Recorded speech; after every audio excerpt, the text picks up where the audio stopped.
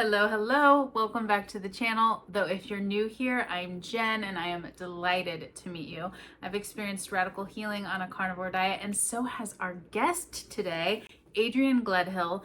You guys, her story is so incredible. She is just a glowing, beautiful, lovely human. I've met her in real life multiple times and I've been dying to get her to tell her story on my YouTube channel because it's incredibly, insanely entertaining and just crazy, okay? I know those I'm not doing a good job using my adjectives well, but I'm blown away. I just got off the interview with her actually. I'm filming this in retrospect.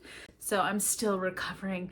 But basically, she has battled weight for her entire life, weighing as much as 300 something pounds, as low as like 165, kind of back and forth between the two. And during her journey, she was a contestant on The Biggest Loser. She's had some weight loss surgery, just all kinds of health issues. So you've got to join us today and really see the twists and turns of her story and how she finally came to a carnivore diet, what it's done for her, and how she is adjusting now. So please join us and leave a comment to let me know what you think. Adrian Gledhill is a wife, a mother, and a carnivore with literally one of the most interesting background stories I've ever heard. She's been fighting obesity and chronic health conditions all her life, and the journey that ultimately led her toward the carnivore diet has so many twists and turns, including having been a contestant on The Biggest Loser about 20 years ago. She's here today to talk to us about what's finally helping her win. So, Adrian, thank you so much for being here and welcome. Thank you for having me and giving me this opportunity to tell my story. Oh my gosh, my pleasure. For those of you who don't know, we met in real life at KetoCon back in April, about 5 months ago, and hit it off right away, became fast friends. And I had no idea about your crazy story. The moment I started hearing it, I was like, oh my gosh, you've got to do an interview with me. And here we are finally, almost a half year later, but we made it happen. Yeah. And we got to see each other too at the Northeast meetup too. Yes. So if you are a carnivore and you feel like you need to find your tribe, go to some stuff, meet some people. It's really, really incredible. But Adrian, as far as your story goes, I know that you battled obesity all your life since you were just a little child. So just kind of tell us about that. How did growing up look for you? My parents had me very young. They were 21. And by the time my dad was 22, he had another kid. My mom had three kids by the time she was 22. So very young. And so I ended up being raised by a single parent. We moved in with my grandma who struggled with alcohol. And it was just kind of a really rough upbringing for the first 10 years. And so the home life was kind of rough. Dad was working all the time to try to support us. And then the school life was rough because I got bullied for being overweight. I was overweight because we ate what in the 80s and 90s we were told to, which was a ton of grains. And I remember comments like, wow, that girl can really eat spaghetti. And I was only like 6 years old and I would eat as much spaghetti as an adult man. And they used to call me Adrian Bread Cordismackie. That's my maiden name is Cordismackie because I could eat so much bread. And I had no idea. So home life was kind of rough. School life is kind of rough. So I'm using these grains and food to comfort myself. So from a very early age, I mean, I remember I was like 5 looking down and thinking I had fat thighs. What a strange thing for such a little kid to think I have fat thighs. And so that was that's what I was built on for the first 10 years was this finding food for comfort. We bounced around a lot of babysitters with grandma having the problems that she did. She was not very verbally friendly, and then the kids weren't verbally friendly. And so this is where my comfort came. Things turned around a lot when I turned around 10 years old. I got a stepmom and my mom started coming back in my life more and I started playing sports and things started turning around. But that base was built there of this is my comfort. And also one more thing, I see this in little kids and it makes me so sad is this never feeling full. I never felt full as a kid. And I see that with other people eating. And I feel that to this day not with carnivore, but with other foods, of this feeling of not being full. I've had that my whole life. Well, I know that in your later teens, you did start to try some different diets and kind of had a little bit of success there. But it was always kind of temporary. Tell us about that. Yeah. So once I hit high school, I started playing sports. I was huge into soccer. I was in cross country skiing. I did some track and golf and basketball. I did a lot of sports, and I did what we were told to do, which was reduce your calories and exercise. And I exercised so much, but I still was overweight. Then I went into college and I gained a ton of weight once we were done with the high school sports. And I came home the first summer, and my mom and I did Atkins, lost some weight, went back to college, gained it back. At college, I tried one of those beach diets, lost some weight, started gaining it back. And that is when my stepmom said, "Hey, we should apply for the Biggest Loser." And I Oh can my go gosh. I can't wait to hear all the details about that. So, about what age were you? And tell us everything about that.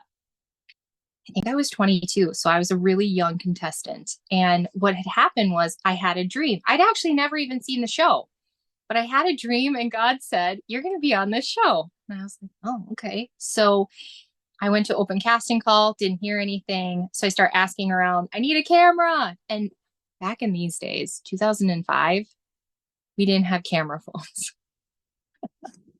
So I found some old VHS camera, and we recorded things, and then there was no way to edit VHS that I knew of. So we filmed the TV, the different segments to put them in row, and we sent it in and I got picked.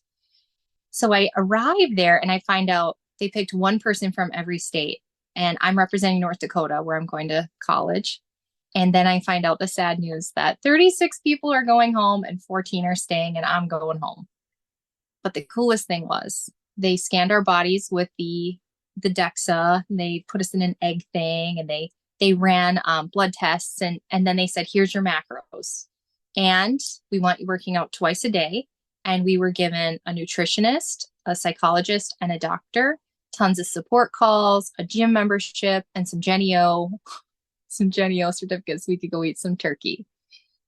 So I go home and I watch every episode and I write down how much did every person lose. And I'm going to keep up with that because I'm going to win. I like statistics. I'm very type A. So I try to keep up with them, and I am not keeping up with them. I am doing everything that they told me to do. And so I'm doing 2 workouts a day. So I wake up early, then I go work at my dad's store. He owns like a rental store, and that's manual labor. So I'm doing manual labor all day. And then I work out again. And I get the call that I made the top 3. And I'm like, how can this be? I didn't lose anywhere near what they did on the show.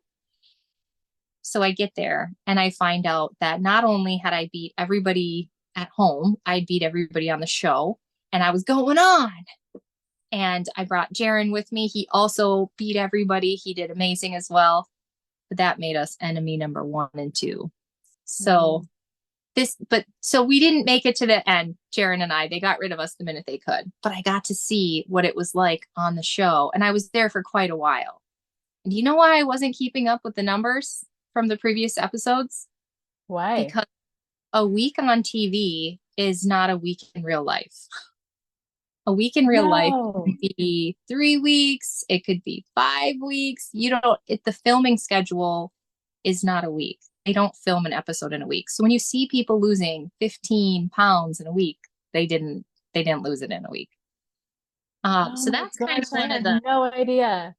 the secrets. And then another thing is people are under the impression that they have a chef there, or people are holding their hands all the time. That's not true. They're very self-guided.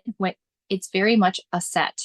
Like even the gym was made out of vinyl. It wasn't even a real building. So that's one of the secrets. But what I do want to say about the show is that the diet is exactly what we're all being told to do.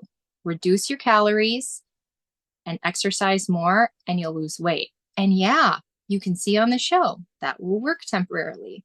But if you follow people, which I do because we have a community, you'll find that just about everybody, self included, gained all the weight back plus more. So, okay, let's go back. How much weight did you lose from The Biggest Loser? Where did you start and where did you end up? So I want to go back to one more thing too. So in high school, I was in the 160s. I'm working out, I'm reducing my calories, but I'm also still, then you're starving and then you overeat. So then Biggest Loser, I started out around 227, I think. My lowest weight was 161, but the minute I went home from the ranch, I started getting up to 171. By the finale, I think I weighed in at 168. So fortunately, I was one of the people that lost weight between the show and the finale. But anyway, lots of lessons learned. So I got down, so the finale, I think I was at like 168. So we're back in that 160 range, which is going to come back in my story later on. Okay, and then how long were you able to keep that weight off? 5 minutes. Been there, girl. I'm totally serious. I went back to college and I was immediately back in the 200s. And then I got married and I continued to go up. And I was struggling. I mean, here's why carnivore works, that we'll go in later, but I wasn't eating ice cream and pizza. My metabolism was affected.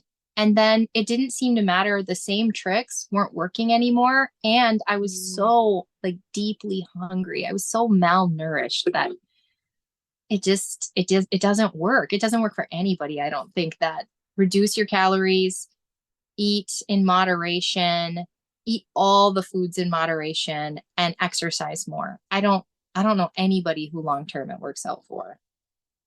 Well, I remember watching that show for years, maybe, gosh, a decade, and thinking, I'm not as motivated as these people. I just can't work out as much and eat as healthy and be as strict. But I'm curious, since you've been able to keep up with these people over the years, you have this personal connection. Does anybody ever actually keep the weight off? Most of the people I've seen, they wouldn't want me to tell you this, but most of the people who you can see have the weight off, it turns out they ended up having bariatric surgery. So and it's like an unspoken thing. I mean, I've seen several articles where people rave about, hey, I gained it, but then I lost it again. And they don't talk about how they kept it off. Interesting. And we'll come back to this because that's part of your story as well. But first, you mentioned that after college, you got married and then you started a family. And then there were more issues with weight and your health. So tell us a little bit about that. So after I got married and we went to go have a baby, we struggled to get pregnant. And to me, that was like, there's something wrong. But I kept being told by standard medicine that I was fine and that this is just normal. And unfortunately, I think normal is not fine. So it took us a year to get pregnant and I have my first baby. And then I go to nurse him and there's no milk. And I was told I did it wrong. I didn't nurse enough. I'm too stressed out. I didn't sleep. I didn't spend enough money on the supplements, something I did wrong. And it was just so disheartening. But I believed them. So I continued to nurse. And eventually my baby became unresponsive and we called 911, which in retrospect is such a first time parent thing. They come, they check his blood sugar and they say, this is dangerously low. We give him formula and he's totally fine. Praise the Lord. But I have no milk. So we go to have second baby and the pregnancy actually was pretty easy. But then at the end, I get pre-eclampsia. And let me say, I think I started out around 250 and then maybe I got up to 270. But then at the end of the pregnancy, I started gaining 10 pounds a week in water weight. And I'm going to the hospital and they're like, well, we can't really do much about it, but you have preeclampsia. And I ended up gaining 60 pounds and getting over 300 pounds because of the 60 pounds of water. And yeah, so I'm obviously something is going on. And they're like, well, you're not diabetic and your numbers seem fine. This just happens sometimes. I give birth and again, no milk supply. And this is just so weird. And I'm again being told I just did it wrong, but I force it anyway. And my body just completely rejects it. I've got skin issues. I'm getting infections all the time. And I'm just pumping and pumping and nursing and pumping. And it just isn't working. And I'm going to skip ahead to my second marriage, where I go to have baby number 3. And this time I do everything natural. There's no drugs or anything. Cause I'm like, well, obviously I did something wrong. So we're going to change it. We're going to try something else again. Baby number 3, no milk. So baby number 4,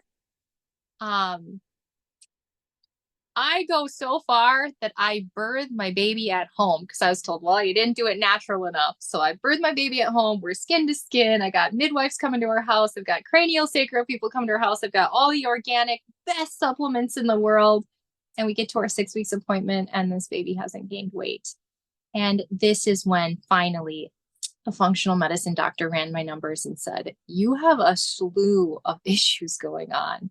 I had long haulers, Hashimoto's, adrenal issues, gut dysbiosis, all kinds of things. And she was like, this is why you don't have milk. It's not because you are a bad mom and you did it wrong. It's because you have had undiagnosed issues all these years. And I got to throw in one more red flag was that we lost a baby at 19 weeks. And again, I was told this just happens sometimes. Everything's totally normal. The genetics were fine, but sometimes this happens, I was told. And this whole time it was undiagnosed issues. Oh, that's so frustrating. I know exactly what it's like to just be told, well, you're just, bad luck. That sucks. Yeah. Let's circle back just a moment because I know somewhere in between those 4 pregnancies, you actually had gastric bypass. Is this a good time to discuss that? Yeah. So after my preeclampsia and I get so big and I feel what that feels like on my body, I go back to my running and my restrictive diet, pre-making food, writing everything down. Just to clarify for the viewer, this was after baby number 2. After baby number 2. So I go back to what I know, which is running and restricting.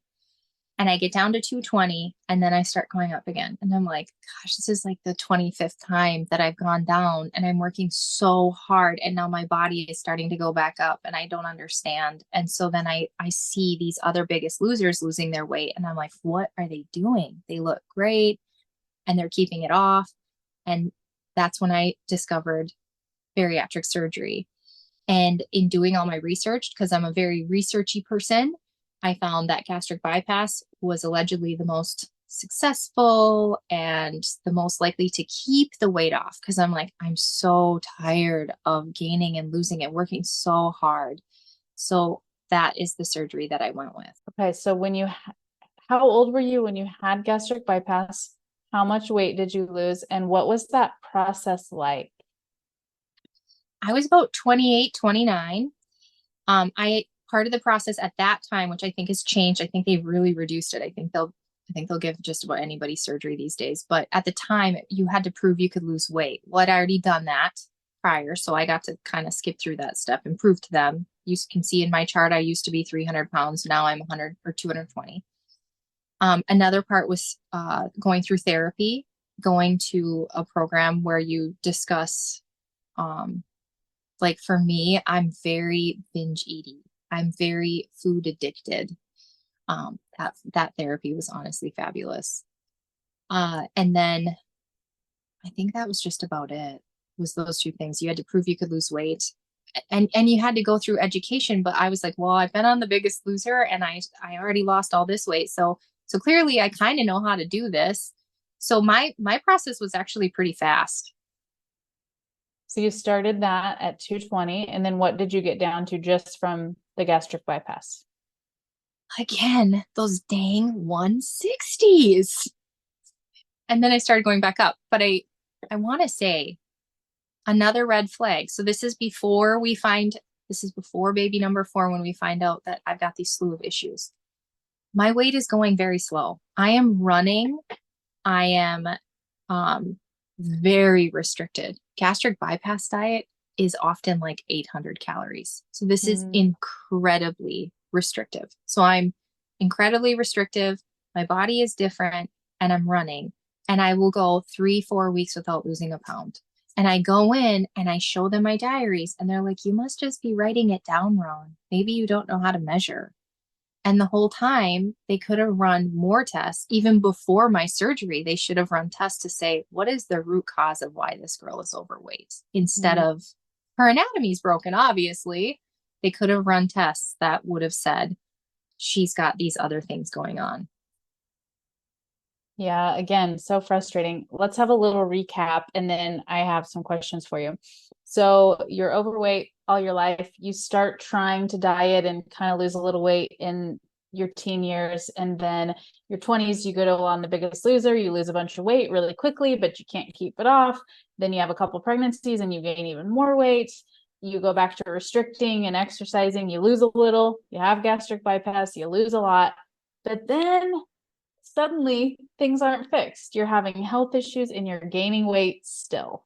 So then 2 more pregnancies later, you found out you had all of these health issues. And I'd love for you to kind of list them again, if you don't mind. And then I want to know, do you think some of those were caused by having gastric bypass? Or do you think you already had all of that stuff? Clearly, there was something going on already because my metabolism wasn't working because I was so easily gaining weight and losing and having a difficulty losing weight. There was also the pregnancy issues. So clearly, and then no breast milk. So clearly, there was something already going on. But overall, I feel like some of those things probably could have been fixed by carnivore. Sort of. But then gastric bypass is when it was a trigger event that has changed my life, and it's never been the same since.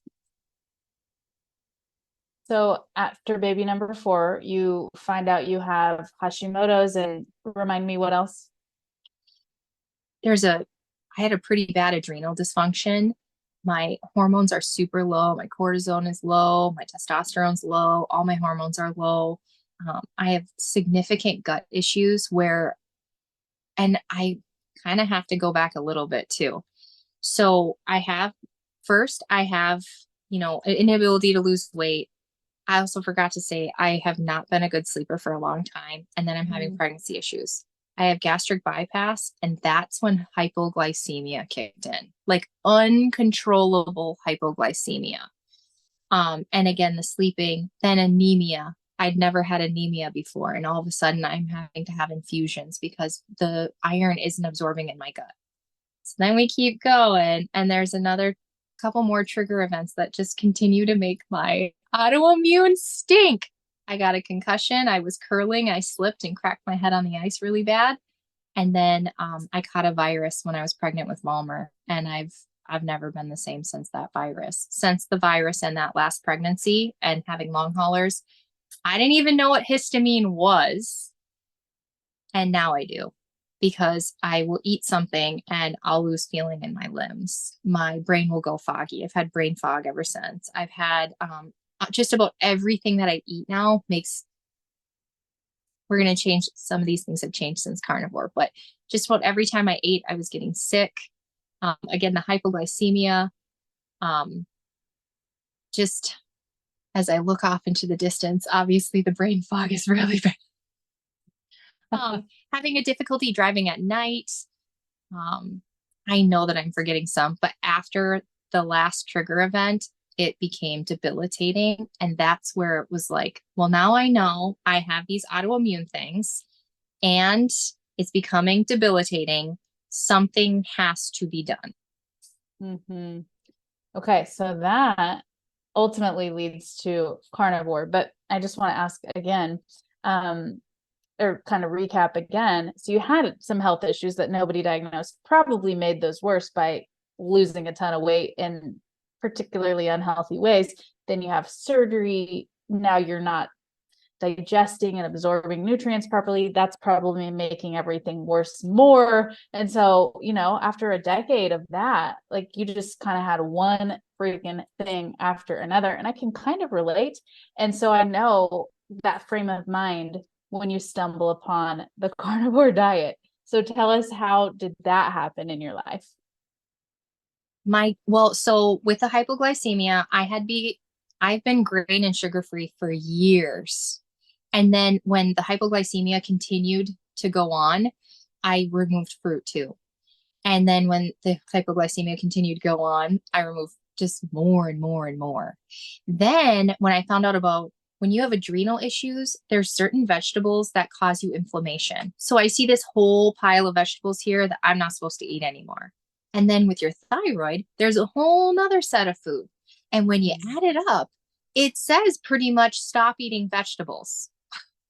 So that's partly how I stumbled on here. Another thing was my midwife, when I was pregnant, I told her, hey, I have a history of preeclampsia.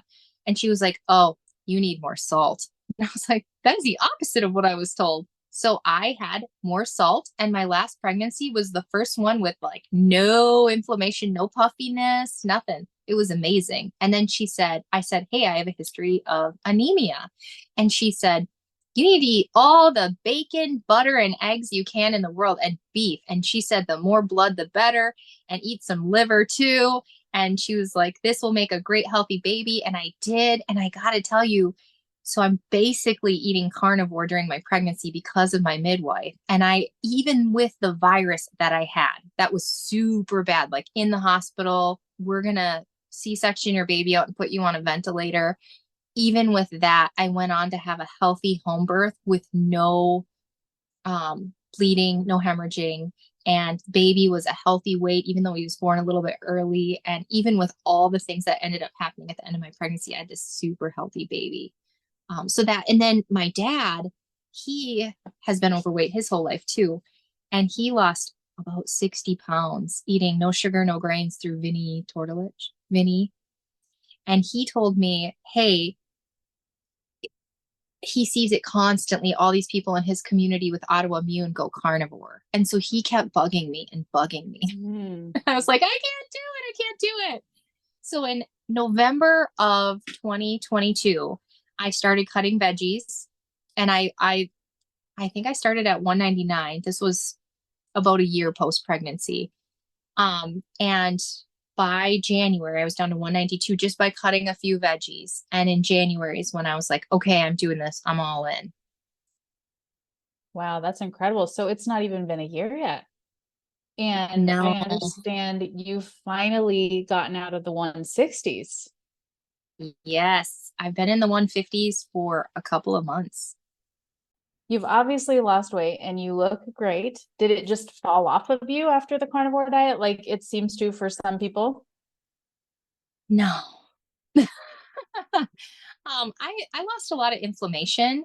And then again, I would go all this time without losing weight. And even so, I know two things are affecting that. Number one is dairy, but much of my journey, I wasn't consuming dairy and I still wasn't losing weight, which kind of triggered me into like, what else is going on here? What is the root cause of all my autoimmune? But I have had to work at it. I know this is going to make carnivores cringe, but I do a lot of monitoring of my macros. I don't always do it, but I do it a lot. And I do believe that some of the tools, we have so many tools in our toolbox here. Some of the tools we need to use. And for me, sometimes I need to eat low fat. I like to vary it up. If you do the same thing, one thing I learned from The Biggest Loser is if you keep doing the same thing, your body's going to go, I'm on to you. I'm not going to let you do that. And it'll stop you from losing weight. It'll say, I know what you're going to do. So we're going to stop your metabolism because I like this fat and I'm not letting it go. So you got to kind of vary up what you're doing. I haven't been running, no running. I ran with all my other diets. I was sure that's what we needed to do. And it turns out it's bad for your adrenals. And I have bad adrenals. So my adrenals need some love. So I've been doing a lot of walking, just lots of walking. And you get that fresh air and you can get the sun. And it's medicinal. And then I haven't been doing it this summer, but prior to this summer, I was doing a lot of slow lifting, not hop on one foot, dance in a circle and lift really, really fast, just slow, nice, hard lifting. So it's been so much gentler than my previous attempts, so much more gentler. And I'm so much more nourished. I'm not taking any vitamins. I do take some things for my treatment plan that I'm on. To try to replenish certain things, like I'm taking oils and stuff, but I don't take any of the livers. I'm not anemic. My hormones have gone up. My skin is cleared up. My hair has gotten a lot better. My sleep is significantly better. I used to wake up and I was useless before noon, absolutely useless. And I'm talking brain fog, and my blood sugar was going to drop, and I just felt terrible every single day. Like I didn't even sleep, like I needed to go back to bed. And now I wake up and I'm ready to go. My hypoglycemia completely gone. I have struggled with hypoglycemia now for like 10 years, and I've done so much restriction, and there wasn't enough restriction in the world, but the vegetables and the fruits cause me inflammation, which messes with my hormones and my hypoglycemia. So not one bout of hypoglycemia since going carnivore, and that is a huge victory. So to all you bariatric people out there who have the chronic hypoglycemia, it will go away if you do carnivore. I'm pretty sure. I mean, it did for me, and I had it bad. So clearly this is not just about weight loss. You've had tons of health benefits as well. Yes. So there's a couple reasons why I think this is going to stick versus the other things. If I didn't think it was going to stick, I wouldn't even be telling my story right now, because I've already put myself out there before and then know what it feels like to feel like I failed and I need to hide. So I would not be telling my story if I didn't think that this was the thing and this was the sustainable thing. And the reason is because the food is so satiating. Before, it was like I was hungry all the time. And I know you can fight those hungers, you can fight those cues, but you can only fight so long. I mean, and I'm a pretty strong person, and so are all those Biggest Losers. I mean, these people lost 100 pounds. Here's one guy who kept his weight off for like 5 years. And to me, that is like, wow, you are amazing. Like the dedication to somehow do that for like 5 years. But then eventually it's still, your body says, ugh, I'm starving, I'm hungry, I'm depleted, I'm malnourished, my hormones are down, and you need to fix me. And the way to fix me is to give me some food. So that's not going to happen here because it's so nourishing and so satiating. You know, the progress has been slow, but I have lost about 40 to 45 pounds depending on the day. And I also went from a size 14 to a size 6. So it might be slower than a lot of other diets, but it's definitely amazing. And the smallest I'd ever gotten before was a size 10, and I was only there for 5 minutes. Yeah, that's a really good point. Now, gosh, I almost don't even feel like that's slow. Some people barely lose any weight at all, but it just seems like the stories that we hear are, I lost 80 pounds in 4 months doing nothing but eating 16 steaks a day. And so that's not always the case, but sometimes it seems like it is. Exactly. But I think in your case, especially, maybe slow and steady is just the way to go. Your body probably doesn't need any significant jarring, right? It's been through a lot already. Yeah. It goes in a wave where there's like 5 pounds that falls off, and then I'll go a month without losing any weight. And then maybe 5 pounds comes off, and then I'll go a month or two without losing any weight. So it feels slow. It feels slow because it's you. I've seen you in real life and you look fantastic. Not to mention you're glowing from all the sunshine that you get on your hikes, and you're so tan and gorgeous. And it's hard to see that kind of stuff in yourself sometimes, but it's obvious to others. Oh, thank you. So in retrospect, do you think that you made the right choice in having bariatric surgery in the first place? Until I did carnivore, I would have told you that was the only way. In fact, I told a friend like last year, yeah, get the surgery. And now that I've experienced carnivore, I would say I wouldn't do it because it did not address the root cause of my issues. My issues were hormonal. My issues were metabolic, and changing your stomach does not change that. And I've heard these people say that our stomach is like a brain and it sends signals all over the place. If I had a headache, I wouldn't cut my brain apart. When I had the hypoglycemia, I went to endocrinology and I said, please help me, please. And he said, I see you people all the time. This surgery is an absolute nightmare to your endocrine system, he said. He said he sees this all the time. And and then a lot of people do end up gaining their weight back. Somehow I've been able to keep, like, even with pregnancy, I barely even touched the 200s. And then after my pregnancies, for the most part, I was able to come back down to the 170s. But so I've been able to kind of maintain, but I wonder if it's because I couldn't eat any food because they all gave me all these reactions and stuff. But so I would not get the surgery again. And I would plead with people before getting the surgery to please try carnivore. I mean, you're willing to go through any lengths to lose this weight. So go through any lengths and get to the root cause and heal yourself. Now, for those that have already had some sort of weight loss surgery, do you think there's a place for them to try carnivore? 100%. I see in the community, because I'm still part of bariatric groups, people saying, just go back to the liquid diet. It will reset you, because eventually your hunger cues stop working. The stomach only allows you that restriction for so long. But if you go back to liquids, then it'll reset your hunger cues. I would say you could do much healthier and much better. Skip those plant protein shakes. Skip that whey protein shake, which whey makes baby cows fat. So skip that and just get yourself some meat. Yeah, I have several friends who've had VSG. You probably know what that stands for. I don't. It's a weight loss surgery. Are you familiar with it? It's the sleeve. Yeah, where they turn your stomach into a banana. Yes. So basically it decreases the space for food and decreases the absorption that can take place, I suppose.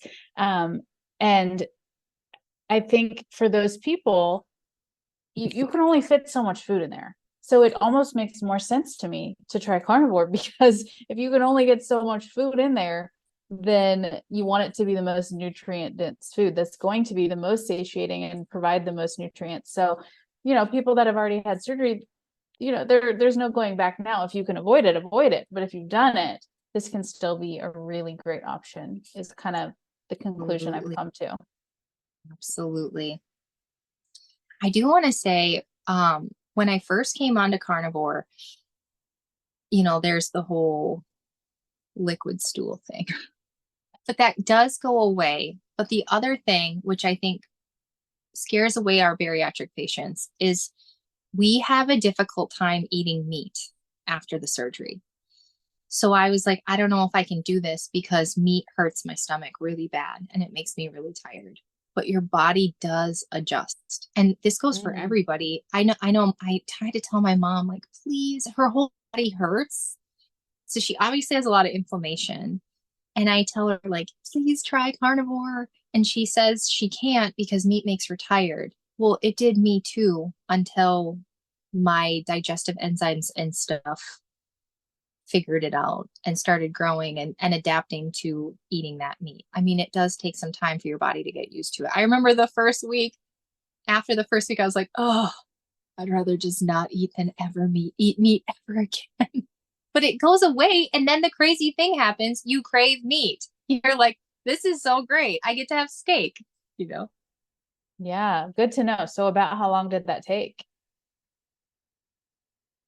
So the sleepy feeling after eating took a long time to go away. The ability to eat more meat, probably a couple weeks. I mean, it wasn't too bad. The poop thing was only a few weeks. And to be honest, let's have some honesty here. I was delighted. I had been chronically constipated for years. Miralax did nothing. Vegetables did nothing. Water did nothing. I was relieved. I was like, praise the Lord, things are moving. Honestly, that was my experience too. Chronic constipation all my life, and then just torrential downpours of watery diarrhea for 2 or 3 weeks. But I did still feel better. Now, that should not last for long, because that can cause its own health issues. But what surprises me every time I hear it is that not everybody experiences that. Some people are actually constipated when they first go carnivore, and I cannot even fathom. But either way, it should pass within a few weeks. It's just kind of part of the transition process. But speaking of that, do you have any other tips for anyone who's considering going on the carnivore diet? Something that either helped you or that you didn't do and you wish you would have? Just get started, which is what I did. I just got started and it wasn't perfect. Like the first few weeks, I drank that nasty creamer that you put in your coffee that has nothing to do with cream. Whatever your clutch has to be for a minute, just do it and give it a try. I quickly was like, wow, this is gross that I'm still eating this. And I got rid of it. I mean, you can get rid of it later. I do say, like, get rid of the sweets because you will have cravings. And if you're not having cravings, you're full. And that's great. I definitely think people need to go to these conferences. Like, I loved KetoCon and I loved the meetup, and they're doing meetups. Dr. Wiedemann's doing meetups all over the country now. It's the craziest thing. We're all very different people, but anybody who is cool enough to try eating only meat is a pretty cool person. I'm telling you, it's like meeting your best friends you never knew you had. It's so odd. I felt that way with you.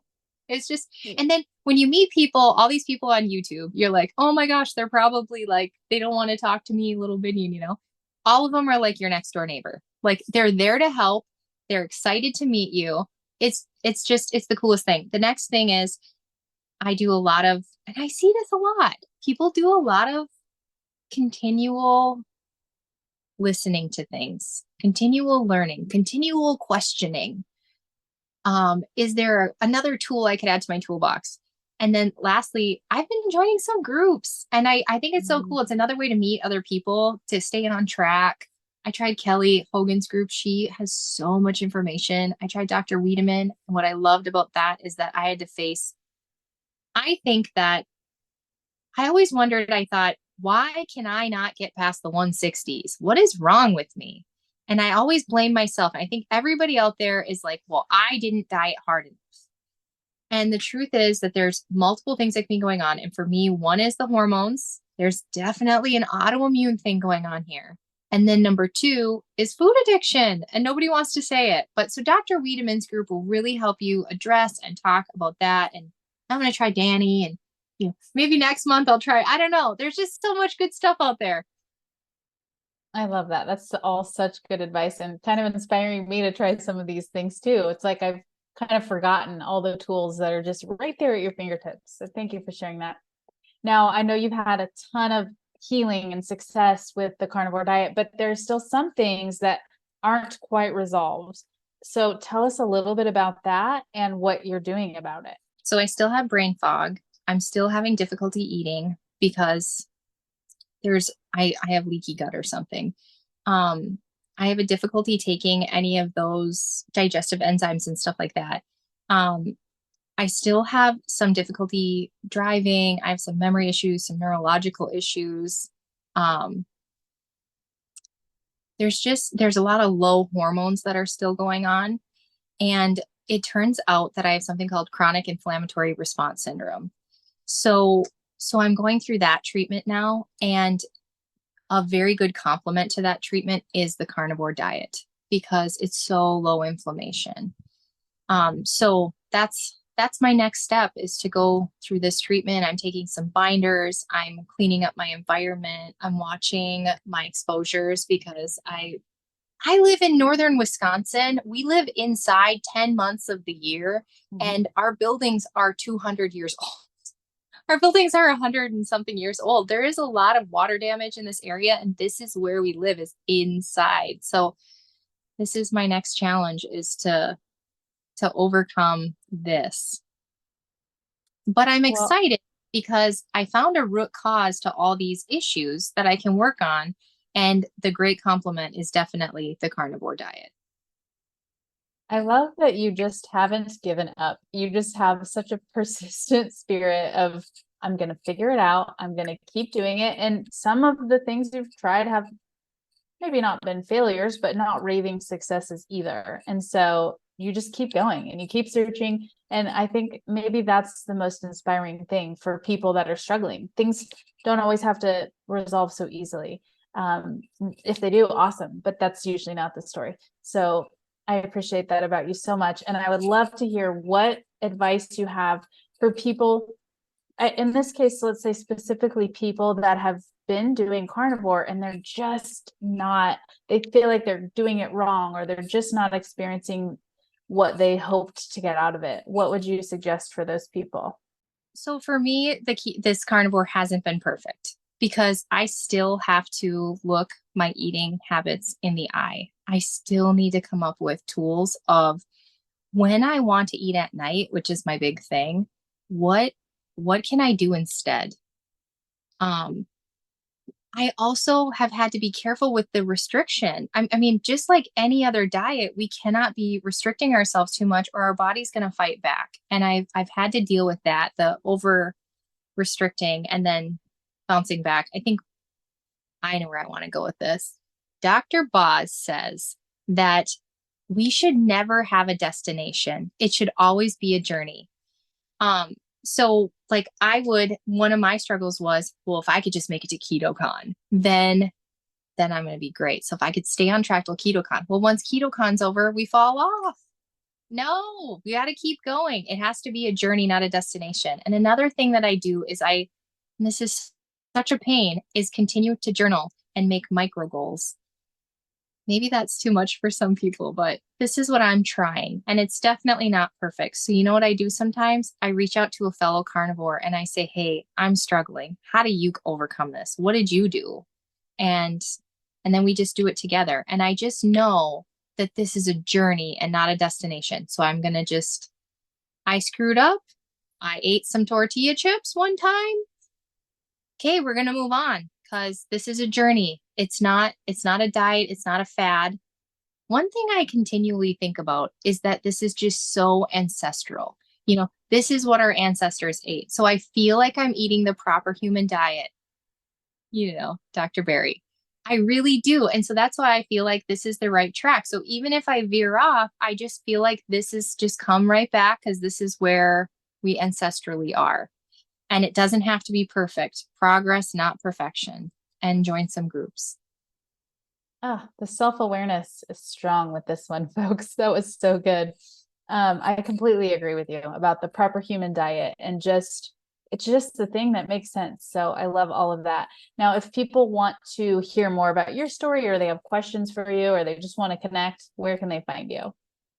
I'm on Instagram. It's just Adrian Gledhill or AK Gledhill. And then I'm on Facebook too. And I'm just a normal person. I don't have like any YouTube channel or anything like that. Maybe someday.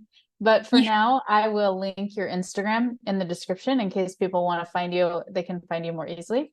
And for those of you who've watched this whole thing, thank you so much. I love getting to spend time with my friends, my real life friends, and I love for you to get to be involved in that too. So thank you so much for watching. Give this video a like, and if you haven't already, please follow.